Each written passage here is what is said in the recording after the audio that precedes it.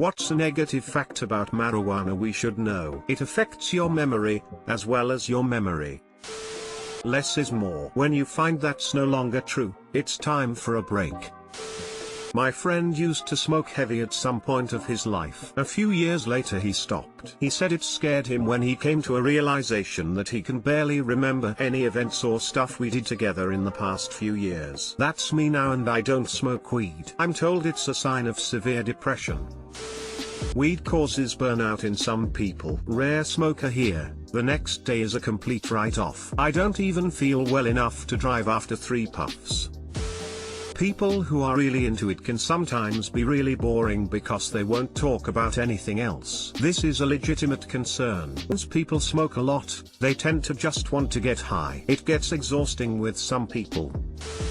Panic attacks. For me, and I guess many others, weed accentuates and magnifies any feelings I have prior or during the high. If I'm happy, weed makes me laugh till I cry happy. If I'm horny, weed makes me crazy horny. If I'm feeling depressed or anxious, much more sad anxious, to the point of inducing panic attacks. I have absolutely no history of panic attacks, and have only ever had them while very stoned and feeling low. It's a fucking horrible feeling though. Short of breath, become paranoid about breathing, heart rate skyrockets, sweat comes on, convince myself I could potentially have a heart attack at any moment. It spirals until I almost convince myself I'm about to die. 2 hours of manic terror, then slowly I get my senses back and think, why the fuck do I put myself through that willingly? Sometimes weed can be good for thinking outside the box and gives me clarity on things I must do to improve as a person. Other times it can scare the living shit out of me. I guess it all depends on your state of mind. I also find when smoking in a social setting surrounded by people I like, that I never experience panic attacks. Must be related to state of mind, in that you are enjoying yourself in friends' company.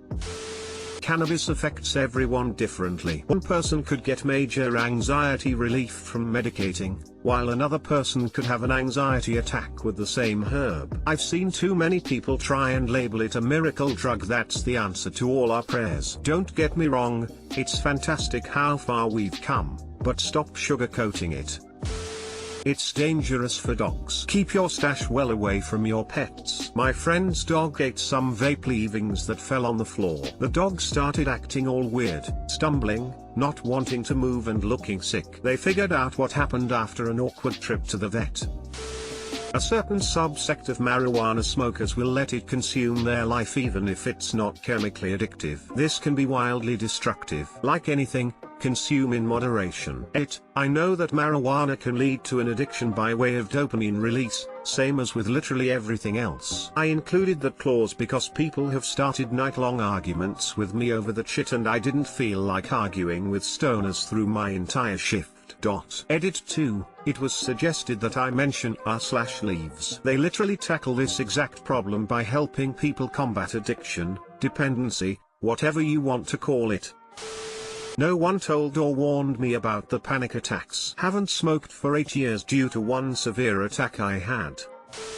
Counselor here with a note on drug use in general. It's always important to ask ourselves why we were doing what we're doing. A lot of people smoke for their anxiety or to relieve stress, but getting high only helps you in that single moment. It would be even more beneficial to figure out what is creating your anxiety and how to solve that problem itself. I'm not trying to say that no one should smoke or so drugs, but they should very much be a once-in-a-while thing. If it's getting close to being a daily habit, it's probably time to look at why you're using so much.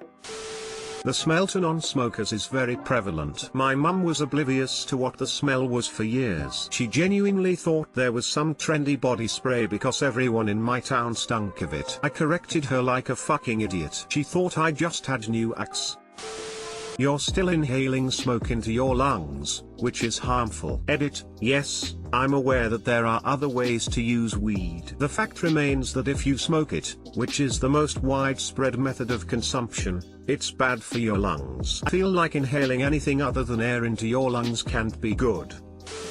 I was an everyday smoker for the better part of 3 years. I had to quit cause it was fucking with my head, making me all paranoid. I've been sober 5 months now and holy shit, the dreams I have are incredible. I would never remember my dreams when I was smoking, even if I'd go for a little tea break every now and then. But now, my dreams are insanely vivid. I often have lucid dreams and OBEs now. I look forward to sleeping because of this, whereas I used to just pass out. Also, during the first month or two of quitting, memories would just flood back to me. Long lost memories from years and years ago. Some good, some bad, but it was scary to see just how much I had forgotten due to being high all the time. Weed is a beautiful thing. It absolutely has its time and place, and under those circumstances it can be amazing. But when you smoke every day, it loses its magic and so do you. It dulls you down, makes you content with doing nothing. I believe that anyone who says otherwise is in denial. But hey, this is all from my personal experience, so I could be completely wrong.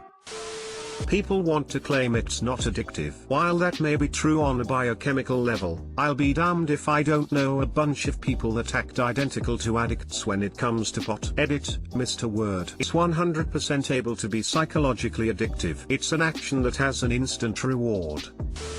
As a stoner, I appreciate this thread. I get high every day, and it's good to keep these things in mind.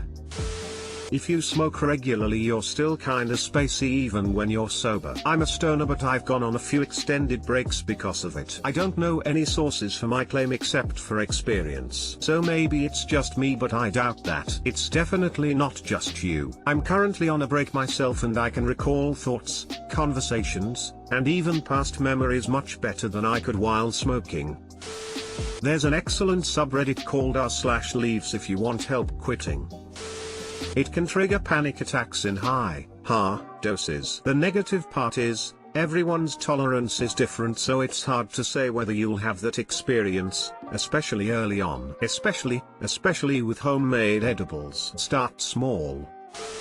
Clarification, I am a stoner, but everything has a downside. I'm just curious about what those are, since all I hear is weed is amazing. I'm totally psychologically addicted, and it's hard to quit because it's comparatively safe. Edit, and the fact everyone says that it's comparatively safe implies it's not fully safe. There are few downsides, I'm sure, but there have got to be downsides.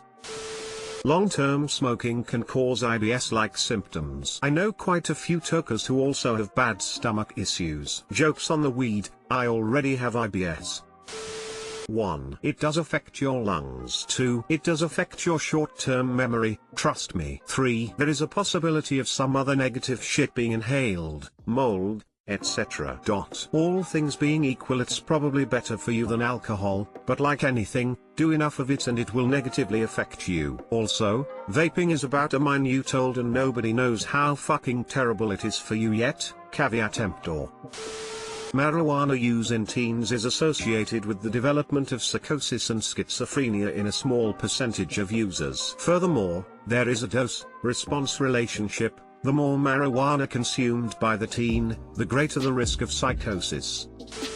I've been smoking almost every day since I was 18. I'm 23 now and for me, there's quite a few negatives. My motivation suffers heavily. It's made me lazy, and the biggest issue with that is that I don't care. I go to work, come home, smoke, and sleep. Smoking weed often allows you to become comfortable with that. My memory is getting worse. I used to smoke a lot more than I do now, 5 or 6 joints a night compared to the 1 or 2 I smoke now. But I find that a lot of memories are hazy, or that I just forget simple things that others don't. Your health will suffer. I suppose this is a negative that everyone is aware of, but it's important to remember. If you're smoking it, it will affect your lungs. My father has been smoking weed for 30 plus years, and was diagnosed with COPD a few years ago. He still smokes on the regular. Though this isn't the case for everyone, it can be addictive. You don't suffer the same horrific effects as those that use Class A drugs, but a craving still may be there, for the THC if nothing else. I'd say that I absolutely crave it. I can't go to bed without being stoned anymore,